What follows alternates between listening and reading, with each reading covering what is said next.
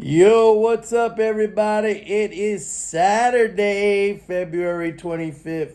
I wanted to make this video because I guess I was triggered by a comment from a guy who watches my channel. Nice guy, always has nice things to say. I'm not going to say anything bad about this guy at all. But basically, he said, like, Mike, why don't you stop with this Buddhism bullshit and this Eastern philosophy and all this shit that you've been talking about in the last couple of days?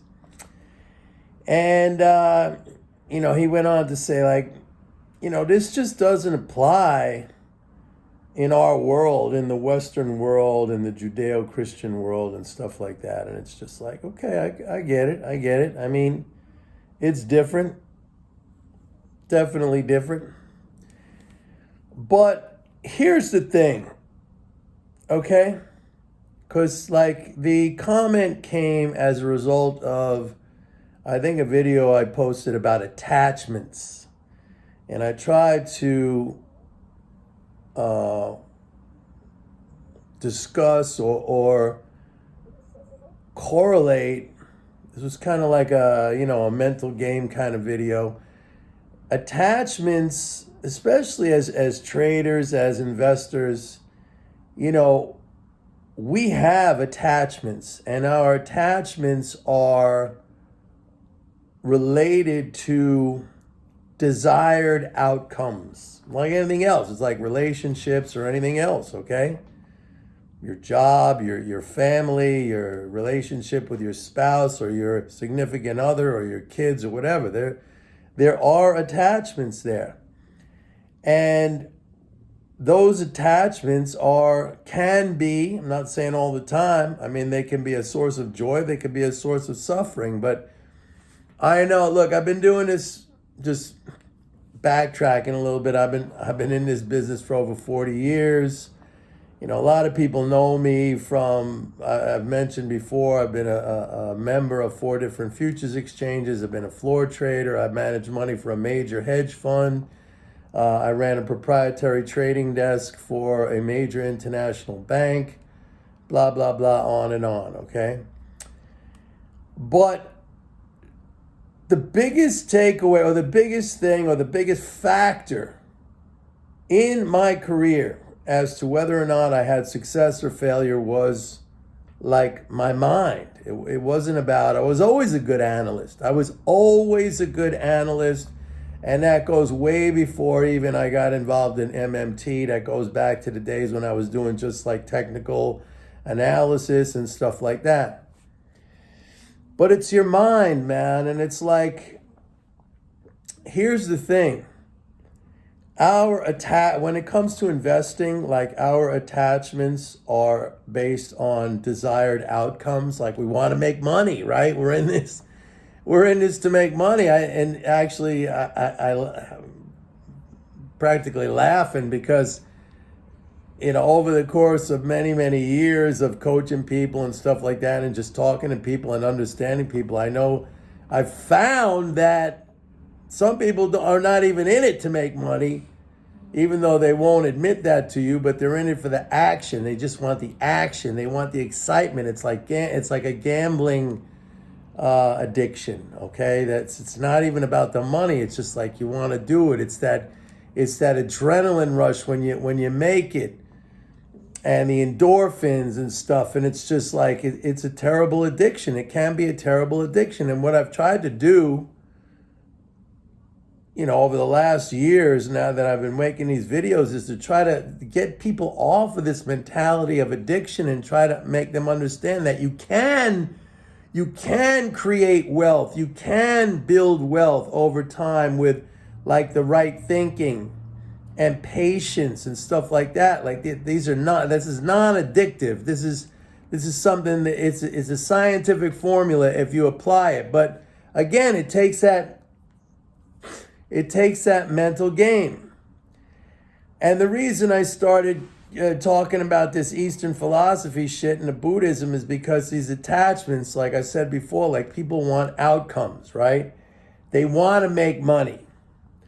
And they want the market to go up. Maybe some of you want it to go down because you're short all the time. Look, I've done many videos where I said, as my days as a floor trader, like all I did was go short. And it was kind of like this weird,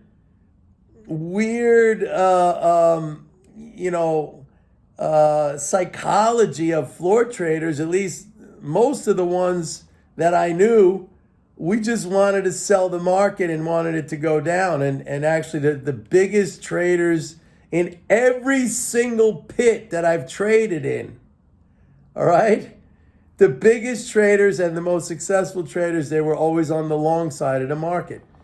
And I never understood that. Like, I just always wanted to sell, and most others who were friends of mine and people I knew on the floor, they wanted to sell too. So it's not a question of like,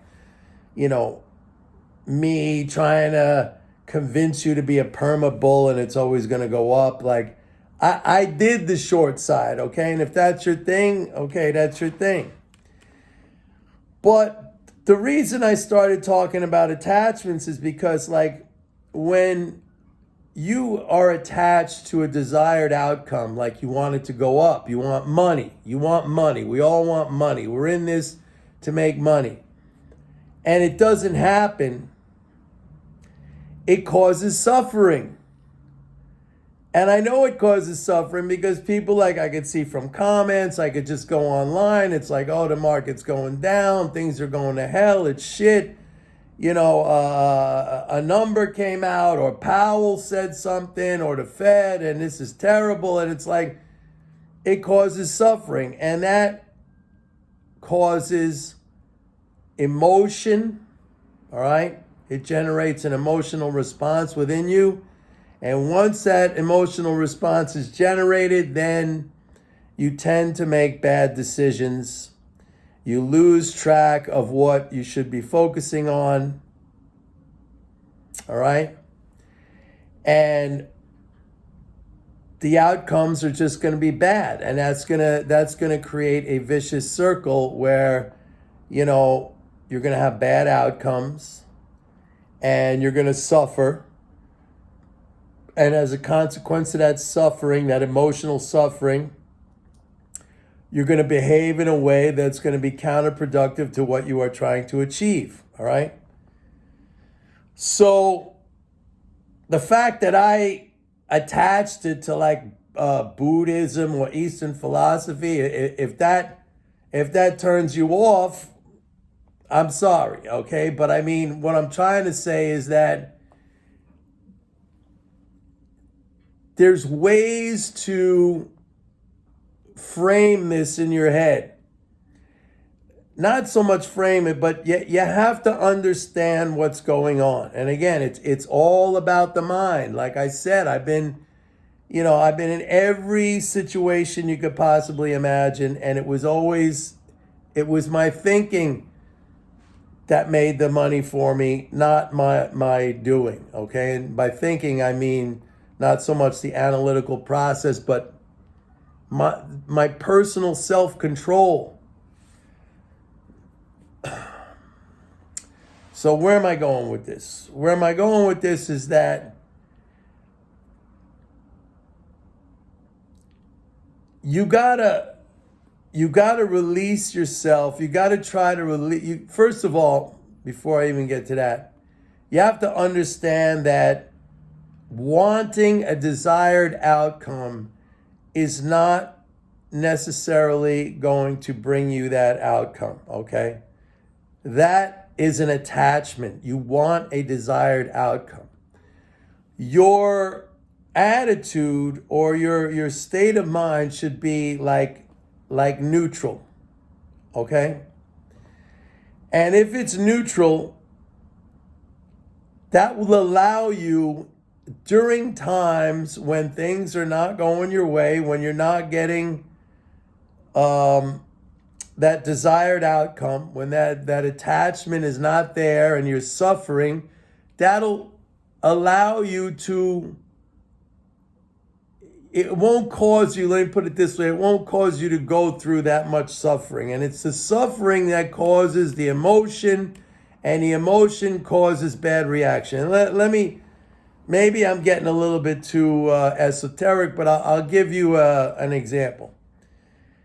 Back in December 2018, we were also in a period of the Fed raising interest rates, and I had a subscriber at that time. He was a longtime subscriber, and the market was going down in December 2018, and he was so angry at me because I kept saying, "Look, you got to buy into this. You got to buy into this." I talked about, the fiscal flows, all the things I talk about as the core of my analysis. And he was furious, like he was cursing me out. He's like, how could you even be out there selling a product, it's completely useless. Like he constant every day. And then he quit. Of course he quit. He canceled. Well, let me tell you, the S&P in December 2018 was like 2,400. All right, now we're at 4,000. That's almost a 70% increase. And I was telling the guy, look, you just got to calm down. You got to calm down. Like things are going to be okay. But he got furious with me. And just kind of like, how could you put yourself out there? How could you be saying these things? What kind of an analyst or a trader are you? And I was like, dude, you got to calm down. Like he had major attachment to an outcome where he wanted like right now. And you might say, some of you listening to this might say, oh, Mike, all right, it's up 70%, but that's 5 years or 4.5 years. To which I say, I always come back to the Warren Buffett example. Like this guy, all right, he's in his 90s now, but you can't beat his formula. You can't, and his formula is not like it's proprietary, like it's Warren Buffett's like secret. No, it's just like, he understands it's a growth function. And when it's not a growth function, we'll know that it's not a growth function. But that would mean I don't know what that would mean, like a shrinking population or some kind of, autocratic, really, I don't know what, like dictatorship, like a North Korea. It's not going to happen. As bad as the politics are in this country, maybe like a civil war, but as bad as things are. And I don't even get into that. I don't really talk about politics, but I tell you every day, look, the government spending is going up. I mean, we were doing in the George W. Bush years, what was that, from 2000 to 2008, annual spending was like less than 3 trillion net. Now we're doing almost 7 trillion net. The deficits during George W. Bush, which used to be like, oh my God, this is horrible, were like $240 billion. And it was like, we got to get this down. Those were 240 billion net transfers to the economy. Now we're talking about trillion plus net transfers to the economy. So why am I bringing up this Buddhist shit is because you got attachments